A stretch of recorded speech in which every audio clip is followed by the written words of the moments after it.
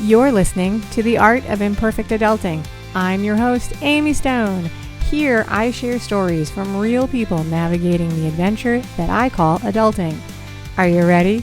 Me too. Let's do this. Hello, friends. In this episode, I'm going to introduce you to Mary Alice Stevens. Mary and I chat about a choice she made when she was 45 years old to get sober and to stop drinking alcohol. So, sobriety, in my opinion and my experience, I feel like it's a topic that has a lot more visibility than it used to. I really can't say whether that's just my perception or something that's actually happening. But it is also, I think, a deeply personal topic, a personal decision, and every story is unique. Mary and I talk about how her opinions and beliefs around alcohol and her behaviors formed and what she enjoyed about drinking. We also talk about what brought the decision to stop drinking to the surface for her and how her life has changed since she stopped. Mary is a great storyteller, and I think you are really going to enjoy this. So let's get started. Welcome to the Art of Imperfect Adulting, Mary Alice Stevens. Are you ready for a fun chat today? Absolutely. Yay! All right, I always start with the very same question. What part of the world do you call home? Marin County, California. Oh, one of my favorite places on the planet. Lucky you. Yeah, thank That you. is so good. All right, next warm up question. So, the audience is watching and listening to this episode in January 2026. I think that's sometimes for some people a season of planning. One thing that people really like to do sometimes is buy a new planner to get themselves organized. When you are planning a new project, are you a person who likes to use a paper planner, an online tool, a big wall calendar, or are you not somebody who does that at all? I double down. I used to Oh, be a producer for my career, so I'm all about the planning. I use my app on my phone for my calendar, but then I print the week out the Sunday leading into the week, and I put the printout on my kitchen counter, and I make any little last minute changes there, and then I keep those like a journal. oh, you do for a I do. record in case you have to I go back and binder clip check. them at the end of the year. That's how I wrote my book. I just remember all those little things and I file them away. And yeah, I'm all about the planning. Love it. What a great answer. All right, very good. In this conversation today, you and I are going to talk about alcohol and we are going to talk about how you made the decision to get sober. So, this is something that I think that you have probably talked about a lot in your life. I know that you've written a book about your story. Are you ready to have this conversation with me today? I'm ready. Let's do it. Yay, let's do it.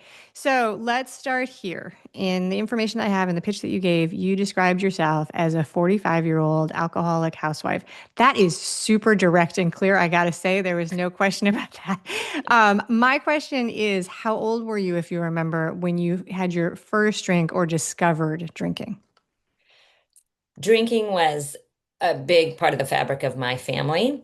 We were American Irish Catholic, and drinking was always how we celebrated everything. So, moderate drinking, but my father would always mix up cocktails for all the holidays, birthdays, special occasions, and just on the weekend. So I was his bartender's assistant from when I was tiny, you know, Oh, yeah. helping him stir the drinks, putting the olives in the martinis, serving the drinks. And then my first drink was in eighth grade. I went to a party out at a farm and we got into the beer that was kept out in the mudroom.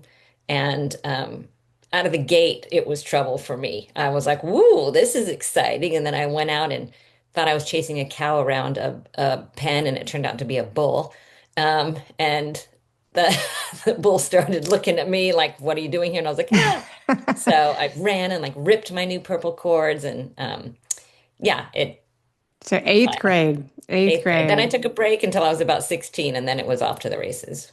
Oh, okay. All right. So eighth grade was exposure, and then there was a break, and so we go. So you started this already. I want to talk a little bit about your family and your community growing up. So you had a social, your family had a social culture of drinking. It's something you grew up around. And was there also any family culture of like, were there members of the family, and you don't have to give any details because I want to be careful to not have you rat people out, but did you have any childhood exposure to like adults getting into trouble or any problems with drinking when you were growing up? We do have the gene in my family, but my uncle was long sober, so all I knew was people were very careful to keep booze away from him at the dinner table. My sister had gotten sober when she was 29, but she lived in Boston on the other side of the country, and she was 12 years older than me. So I didn't have experience of drunks, Okay. just far off sober people. And then a history of like, I knew of other family members, but they had passed on by the time I was aware. So sort of like family lore, you knew that it was Yeah, out there. And like, and the purpose of the question is not to throw family members or the family group under the bus or anything, but just, awareness of what existed in like various things. And then, so you start when you're in eighth grade and then 16 in your like high school society, your community and culture, like high school, college, young adult life, was your social life as many folks are, especially in the working in like the corporate work world, it was your social life sort of focused around drinking events. absolutely. From high school, I wanted to be in with the cool crowd and they drank, so I drank. It kind of got rid of my social anxiety. Um, and I felt really comfortable in my own skin when I was had some alcohol in it. Same in college, same in my career, television and advertising. That was a big party culture, work hard, play hard, kind of culture. There were people who didn't, but I wasn't one of those people. I was all in. Oh, I love that you mentioned advertising, which just makes me, it was not part of the interview or anything based in reality, but reminds me of the show Mad Men, I was where just thinking like, that too. I which had a is, bar like in my living room. My bar looked like a Mad Men set, and I yeah, was so proud of it there you go. And was that at home or was it the office? at home. At home. All right. So very, because in Mad Men, it's like in the office. It's like one of those crazy things like everywhere. I've never actually worked in an environment where there was the like three martini lunch or anything. And so that to me is like, yeah. So Guilty. I've heard of it and I've heard people my own age who've talked about it. And I'm like, I just missed it. I don't know if, where was I? That sounds like that was a great time. It was a So great time while you were doing it, and then the afternoon was the worst, that's longest rest of your day. crawl under the desk, take a nap. I once went in a different story, but I once had a coworker and I went into her office and I couldn't find her and she was under the desk taking a nap. She was pregnant. She was in the first trimester of being pregnant and she had gotten so sleepy that she crawled under the desk and I was like, what is happening? Where are you? I used to sleep on Friday mornings at 8 a.m. I had the job of posting a show that I was on, which meant I had to sit in a dark room for 8 hours with the editor and supervise the edit, and I would crawl under the edit desk and sleep off the night before. Oh my, wow, dark room. Dark Yeah. room. I once had to change a class because it was art history class early in the morning. And you'd go in, the room was dark early in the morning, and they'd show the pretty slides, talk about it. And I was instantaneously, I Night was like, night. I need the afternoon version of this class. All right. So when and how do you think that you first became aware that drinking alcohol for you was creating a problem? Gosh, early on, but the pros outweighed the cons for me. Like I was so having so much fun that it was worth the hangovers for a while. I Okay. had terrible hangovers, and um, I wouldn't say I did stupid stuff on a regular basis when I was drunk, but I definitely put myself in risky situations. Um, and when I was in Ireland, when I was 23, I was going to grad school there at Trinity. I was trying to go to a party. I was three drinks in, and these guys are like, I know how to jump over this wall to get on campus. And I'm like, I'll do that. Mm. And didn't focus on where they jumped, and I fell 3 stories and broke my back in 3 places and crushed my heel and wound up in the hospital, body cast. I'm still having ankle surgeries because of that. So a lot of really dumb consequences from drinking. However, So you were because I never had, 23 when you did yeah, that. That's Yeah. a pretty serious fall. Very serious. And I was in denial. I'm like, that didn't have anything to do with drinking. That was 3 drinks was nothing to me at that point, you know? But I was just in denial because I didn't want to quit drinking. Did people, when you were 20, so when you were 23 and you were in that situation, did people who were in your social circle or your support circle, your family, your parents, did they bring up the concept that alcohol might be related to making this decision, or was it just your internal line of thought? No, I mean, I was only 7 weeks into my year abroad, so I didn't really have close friends yet over Okay. there. And there was no way in hell I was telling anybody back home the truth, you know? So I didn't have anybody else sit me down about my drinking until I was 45 and married and had 2 little kids, and it was my husband. But other than Okay. that, I think because I surrounded myself with drinkers and I was a happy drunk, and I was high functioning, it didn't interfere with my work, that I kind of really kept it hidden.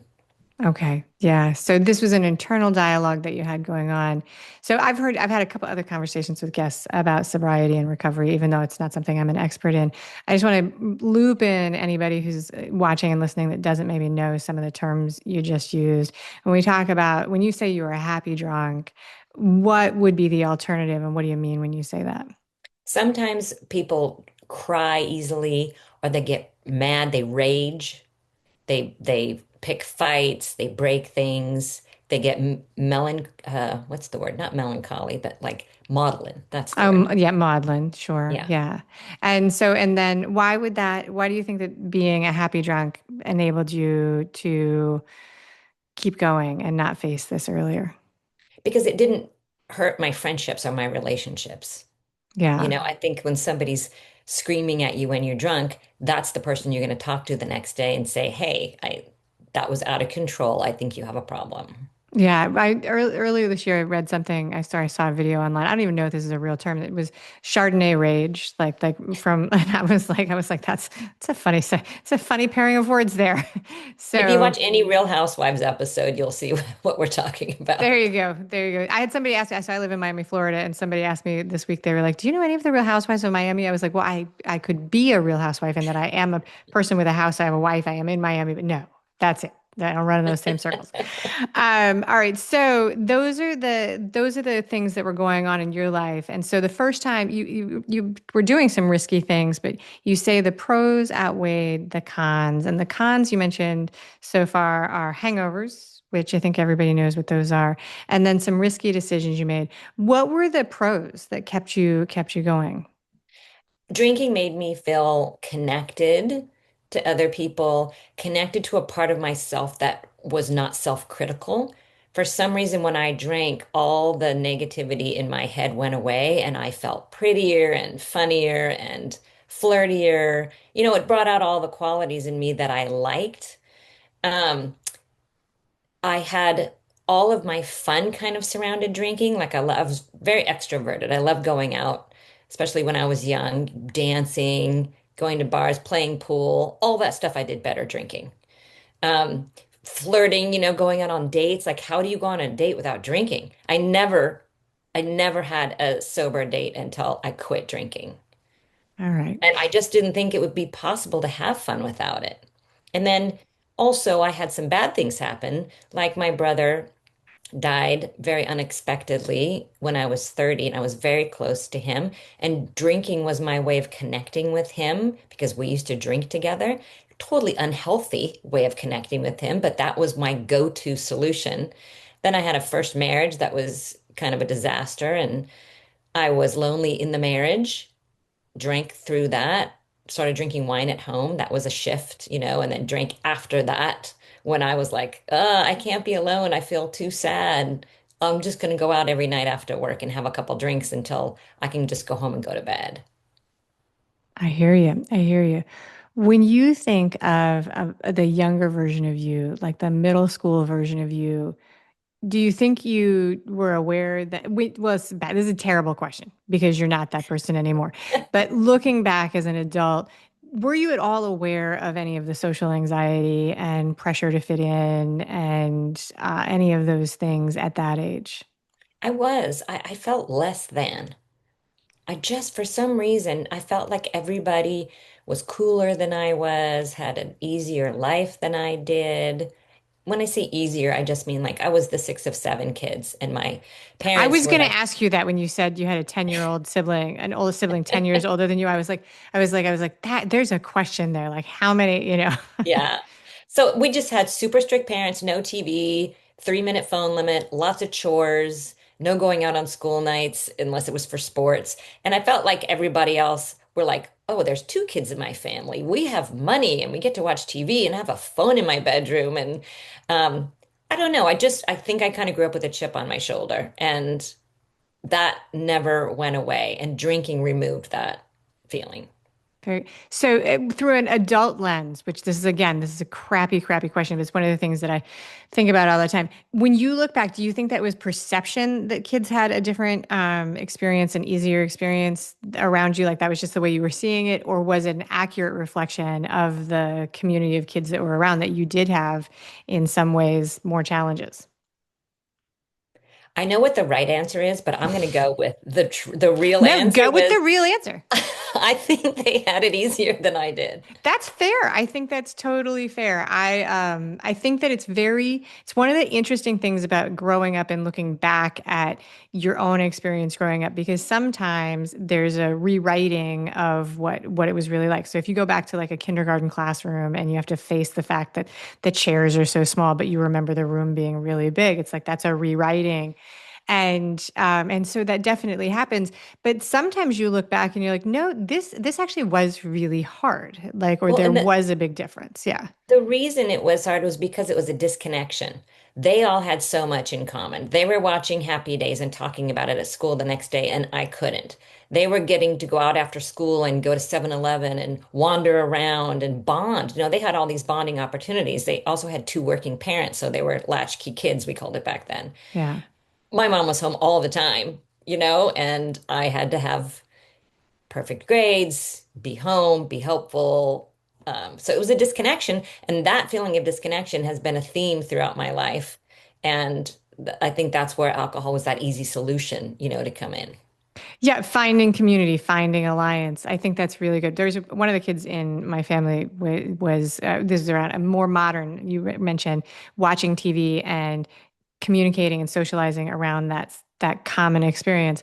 One of the kids in my family was like, everybody I know has Instagram, and I was like, nah, that's not possible. And so I showed up in the room and asked all these little kids, and they were like, oh, yeah, yeah, yeah. And I left. I walked away. I was like, okay, they all do. All right, I was wrong.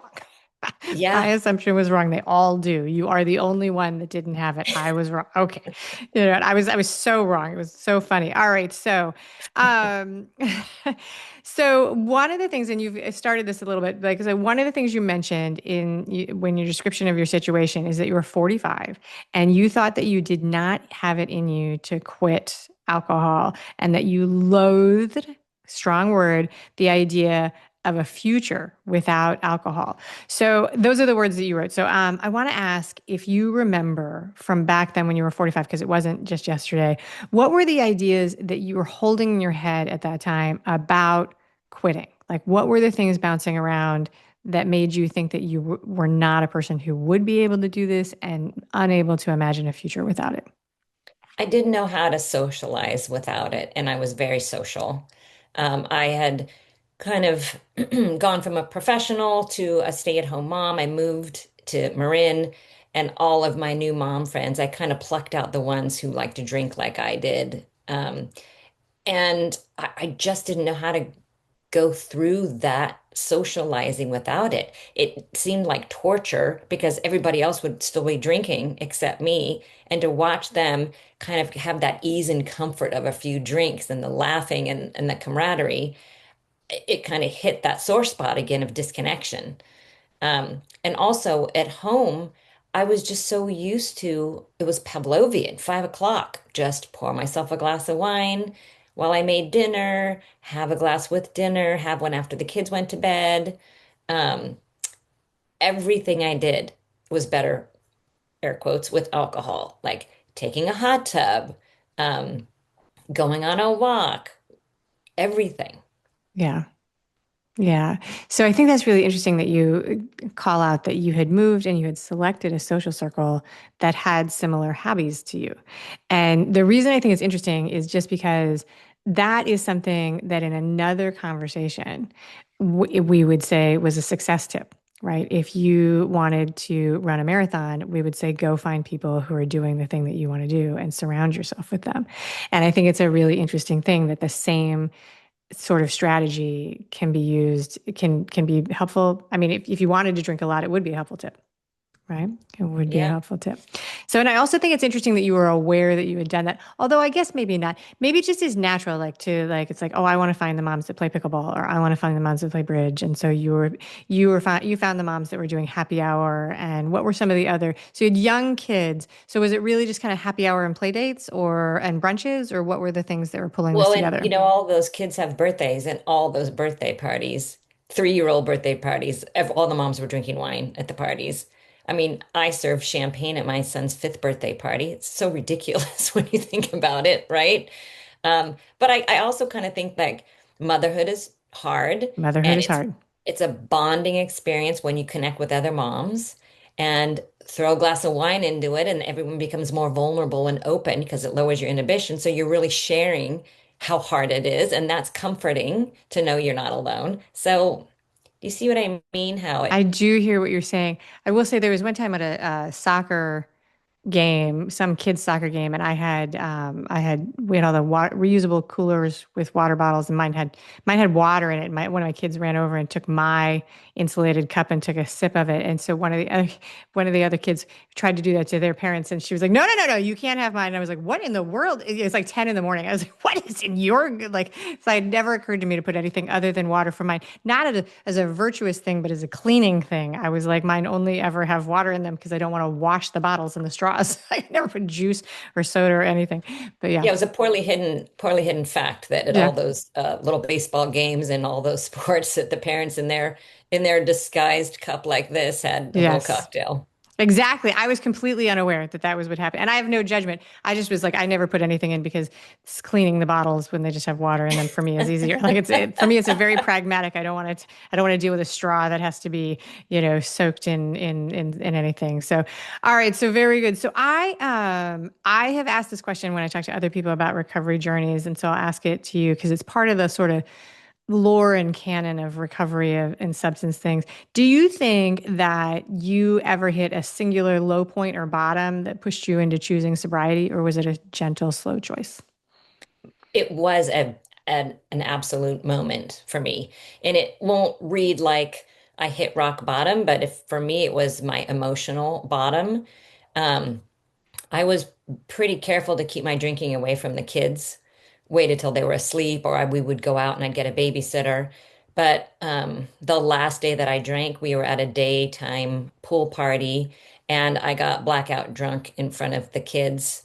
And it was time for us to go home, and I didn't want to leave, and my husband was having like, come on, and I was like, you put the kids in the car, and I'll be right there. I'll get the stuff from the kitchen, and I shotgunned a glass of wine um, like Just super super fast fast. because I just couldn't bear the thought of the hour drive home without anything more to drink. I just wanted to still have fun.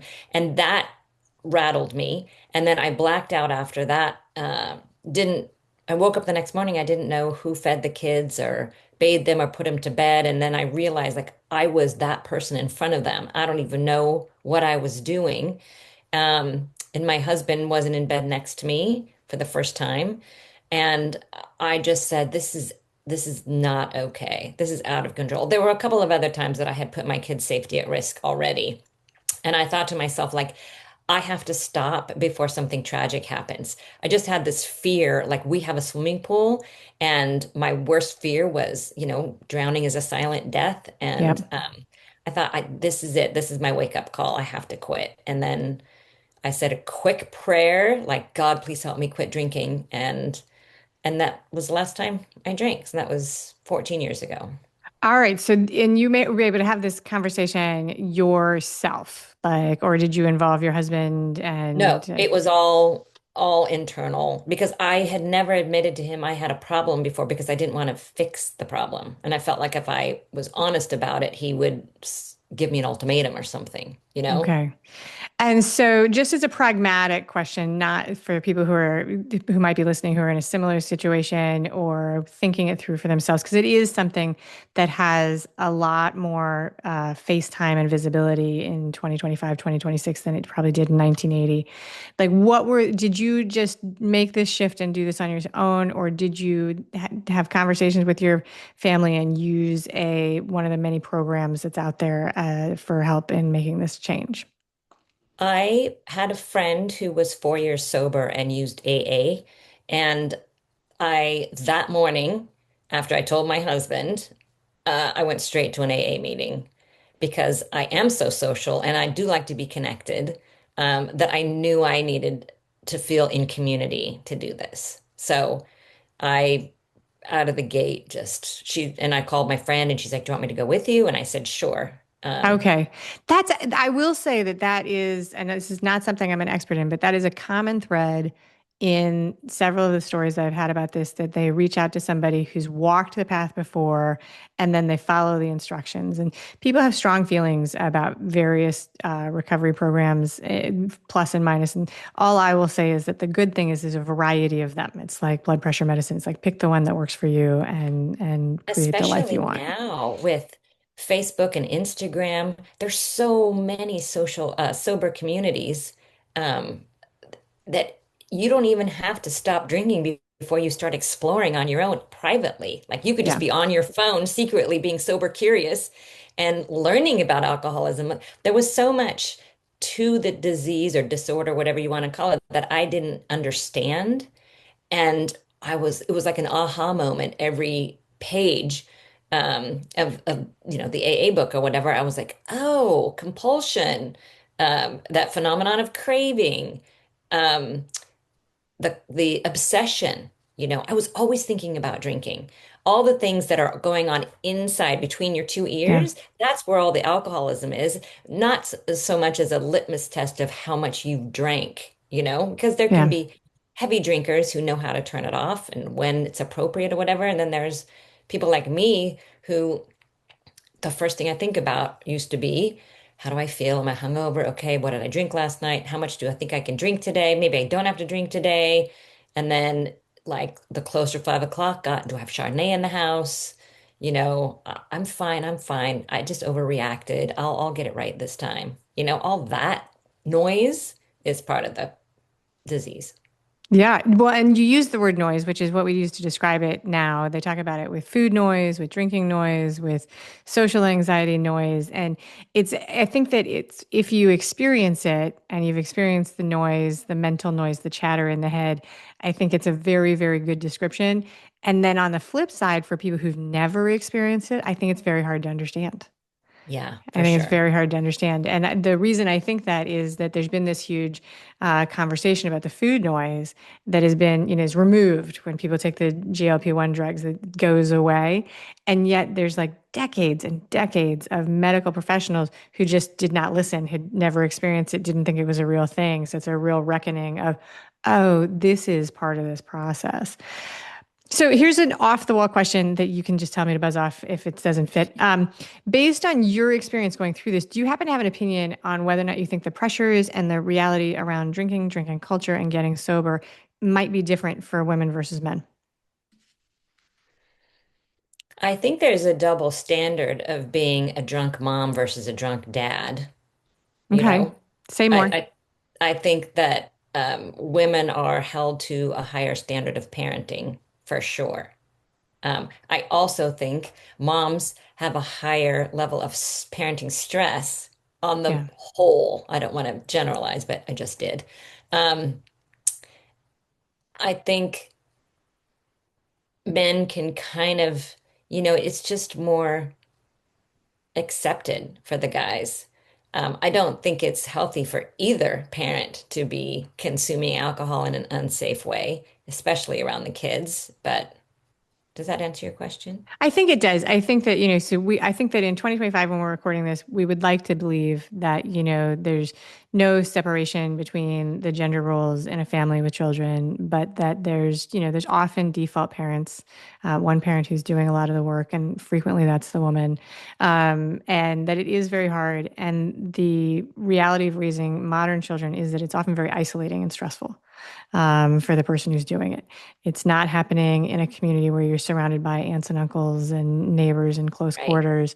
It's in a house, a lot of pressure on one person. And I think that those strains are there. And that I think that what you're saying is that it's seen as fun and okay for dad to be drinking at the barbecue, at the grill, and Blowing off steam. blowing off steam, and there's a different lens that is put on women for wine o'clock, and so I think There's that's the also reason I asked. there's also a lot of marketing around women drinking. Yeah, yeah. Like you said, wine o'clock and rosé all day and A rosé all day. That's a very person who came up with that is a cute marketing person. It's a cute slogan. yeah, It book is. clubs, Oh there's yes. just so many girl getaways. Yep. Guys don't seem to have getaways like girls do, but No, and it is. I mean, it's one of those things about culture that you don't realize until somebody shows it to you. It's like when the waitress comes up to the table and says, "What do you want to drink?" The answer, if you answer water, they're like anything else, and it's like, no, that is a drink. yeah, Water and is a drink. it's not even like that. It's can I get you started with a glass of wine or a cocktail? Yeah, it's definitely it's a different Because that's where thing. they make their money. Sure, and they should make money. Exactly. Okay, so you've written a whole memoir about this, and you mentioned that you had the planner that you kept track of all of these things, and that was how you were able to do that. It's so fun. I write in a journal, and then when it's full, I throw it away. So I'm exactly the opposite. Like I Wow, never look at it again. And I love the sacrilege. idea. I know. I love that you bind it and you keep it. So you've got all these documentations. When you were going through and you were writing the book, and when you look back, what would you say is the very, very first choice, like that you made that moved you towards sobriety? I mean, quitting drinking. So was it actually, it was like you woke up and I was like, I'm done. Or It was there was another one in there that was like, I'm going to call my friend and tell her that I'm struggling? no. It was that I'm going to quit. I held so tight to not wanting to quit that I was like a horse with blinders on. I was disappointed. I had a lot of shame, but I kept it all to myself. Okay. Um, I guess you're right. I guess toward the end, there was that one friend who was sober who I knew I could call and just kind of lament about, how bad I felt like it was getting. Um, but it wasn't until that day, and that day surprised me, you know. I Yeah. was like, really? Is this the day that I'm quitting? Um, What do you yeah. think was different about that day versus all the other days? It was the first time that I thought quitting would bring relief. That is such a big distinction. That is such a, because, and the reason that stands out to me so much is that, when we talk about like motivation and making decisions, there's a piece of it. It's like, are you moving away from something or are you moving towards something? And this was the day that you had something to move towards that was relief. That's right. That's a good way of putting it. Yeah. I Yeah. just realized how exhausting it was trying to manage my drinking, and I was failing miserably. And it was really hard to parent hungover. And I was, eroding the trust in my marriage. And I didn't want to be one of those one-armed, red-faced drunken moms that you see at the parties, and you're like, oh, she's on a bender again. I wanted more for that from my life than that. Yeah. Yeah. And we do the mom circle and the judgment that we put on moms inside the mom circle, it's fierce. It's fierce. Yeah. And so all the love for the red-faced moms in the room, like we love you, we do. All right. So I am totally not a recovery coach or a therapist, but I do think that it's interesting how complicated this situation is with food and alcohol and even other situations because if you like drive down deep enough, right? No one is deciding to put something in your body other than ourselves, right? We're the only person who does that. But it's not like you can give up hydration. You have to put fluid in your body. So it's like not just one decision, it's a decision you're making hundreds of times a day. Like, what am I going to put in my body? What am I going to drink? And so, but then when we think about the conversation, right, we're distilling it down to one choice. None of that is a question, but here's a question. Okay. If my notes are correct, you made this choice in 2011. And Hmm. so then the question is, how often or in what ways do you think about drinking today? I don't ever think that I want to drink. I'm lucky that way. Um, Alcohol is still all over my life. You know, 99% of my friends still drink. My husband drinks moderately. My family drinks. So it's present, but it doesn't feel threatening anymore. Okay. It's just there. Did it take a while to get to that point? Yes. Yeah. Yes. I mean, I drank for 30 years and held it on such a high pedestal that it was like a visceral reaction. You know, you try to go to the grocery store and there's that floor to ceiling display of wine Yeah. the whole way down. I would I would be like, it was like seeing an ex-boyfriend. I would just have to like go the other entrance to the grocery store. And Yeah. my mouth would water when I would see somebody drinking Chardonnay on a summer day. It just watered. Oh, so that is really interesting because you have such a positive reflection. When you go to a barbecue or a party now, and people are there, what is going to be in your hand as a beverage? What do you choose today? I am super into elderflower tonic Oh, these days. really? Yeah, it's got a bite to it, like a Yeah. cocktail does without any of the alcohol, because I don't like things that are too sweet, although I guess one could argue that that's pretty darn sweet. But I like something sparkling. Um, Yeah. I'm still super into stemmed glassware. Like I Yeah. will, when I order at a restaurant, I'll say, can I have a cranberry juice and club soda with a lime on the rocks in a big wine glass? And they're That's looking very at cute. me. And I'm like, yeah, I try to say a stemmed glass to take the word wine out of it. And they'll look at me and I said, a wine glass. And they're like, oh, okay. I love that. I have a hilarious story that I have actually told on the podcast before. So if people have listened to all the episodes, it's the second time I've told it. When I was very, very, very pregnant one time, I was at somebody's birthday party and it was at a wine bar. And I mean, like very, very pregnant, like enormously pregnant. And I went to the bar and I was like, hey, what do you have to drink that's like not wine at this wine bar birthday party? And he's like, oh, we have, cranberry juice and orange juice and whatever. So I had, but the only glassware they had was wine glasses. So he gives me like a giant goblet of cranberry juice with ice and a straw, and which was all fine. And it was great. And I was waddling back to my friends and I ran face to face with this super drunk young woman. And she was like, you should not be drinking when you were pregnant. I was like, okay, calm down just a moment. This is juice. And I've always just loved that story. I'm like, who serves you red wine with ice and a straw? Moving I on. This is know. juice. Go out and go enjoy your party. I'm fine. Baby's fine. We're all fine. So, but I do love that. It was huge. It would have been a bottle of wine. It was like that Yeah, huge. yeah, yeah. So anyway, very good. All right. If you were to look back at your life in 2010 when you were drinking, comparing it to now, how has your life changed? It's all internal change. I feel calm and content, peaceful.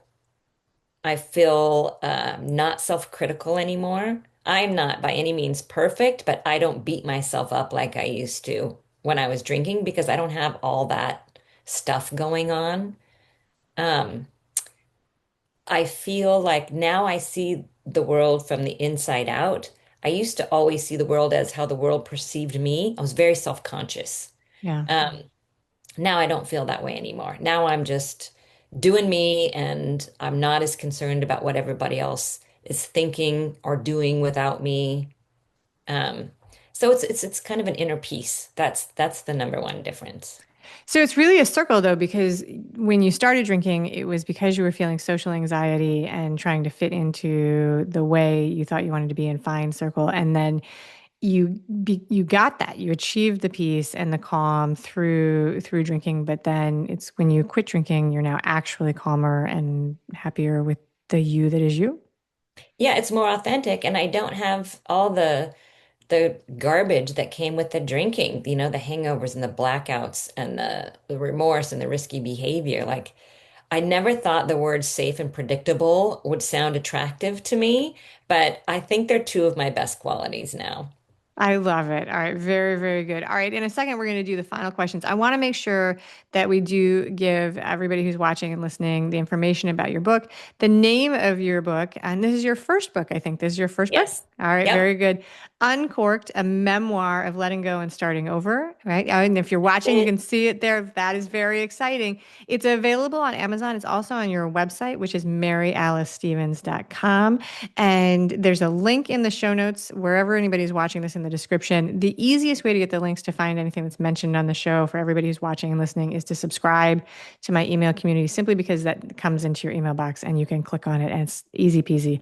So you do have a special offer for the listeners, which is that if somebody wants to look up your Instagram, which I'll put in the show notes also, and message you, the first person who does that, you will send them a copy of the book. They do have to be in the United States because postage is crazy expensive. But so that is a very generous offer. Thank you so much, Mary. My pleasure. I hope somebody reaches out to me. 100%. All right. Are you ready for the final fun questions? I'm ready. Let's do it. All right. They're just for fun. Don't be pressured. All right. Very good. If you were invited to a last minute potluck style event where you were asked to bring a dish to share, what is your go-to dish that you can whip up on short notice? An Asian-inspired hummus Really? That sounds with like delicious. sesame oil and soy sauce and hot chili oil and ginger. Wow. That sounds great. I'm coming to your potluck. Okay, Easy very and good. tasty. I love that. All right. I love to ask this question for authors. Okay, do you read books or do you listen to them as audiobooks? And if so, which either way, can you share with us a recent book that you enjoyed? I read on Kindle pretty much primarily because I got into that habit. And now I only read in bed, and usually my husband falls asleep first. So it's Kindle for me, Me too. lights out.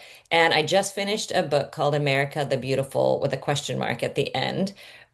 This woman who was a researcher for the Stephen Colbert Show wanted to go around to the national parks and collect junior ranger badges. She was 28. So it's memoir, and she's very funny. And I have this dream of taking the Great American Road Trip, but I can't tell Ah. if it's really going to be horrible or not. So I wanted to read her book and find out. That is fantastic. So she's going and getting the junior ranger. I've been to I've done a lot of the parks and I have one of they call them passports just because it looks like a passport. I collect the stamps and the stickers for when I Oh, go to all the places. And I think it's fun. I think it's fun. Although sometimes before you plan a trip, I'm like ransacking the entire house trying to find this little book, like where I squirreled it away the last time.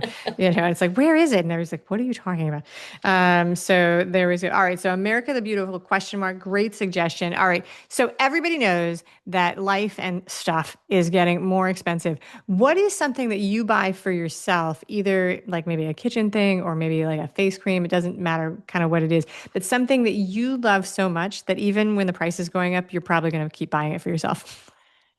pedicures. Ah, very nice. They Very, keep very, getting more expensive, yeah. Everything is but getting more expensive. it's such a treat to have painted toenails, and I'm terrible at doing it myself.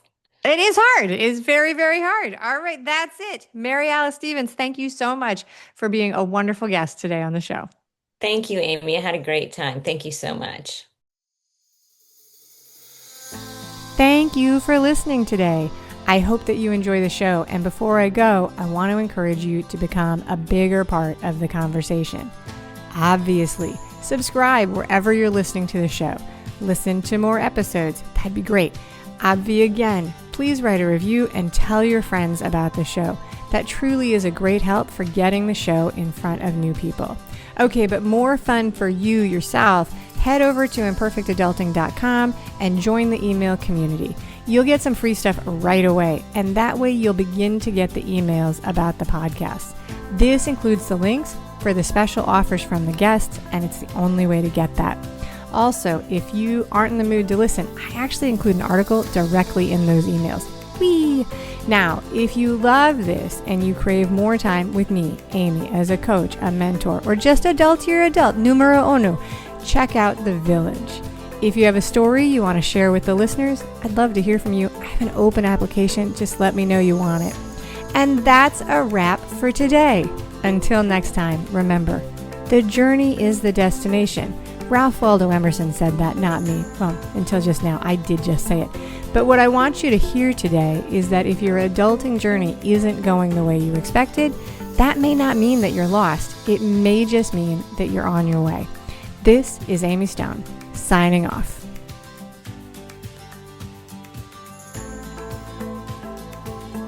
The Imperfect Adulting podcast is created and produced by Amy Stone and Amy Says So. Anything expressed on this show is offered as entertainment, and the views of the guests may not always represent the ideas and viewpoints of the host. That's me. Amy does not intend or hold herself out to provide professional advice or recommendations of any kind. In the end, you and you alone need to make those kinds of decisions based on your personal and individual situation, needs, circumstances, and comfort level.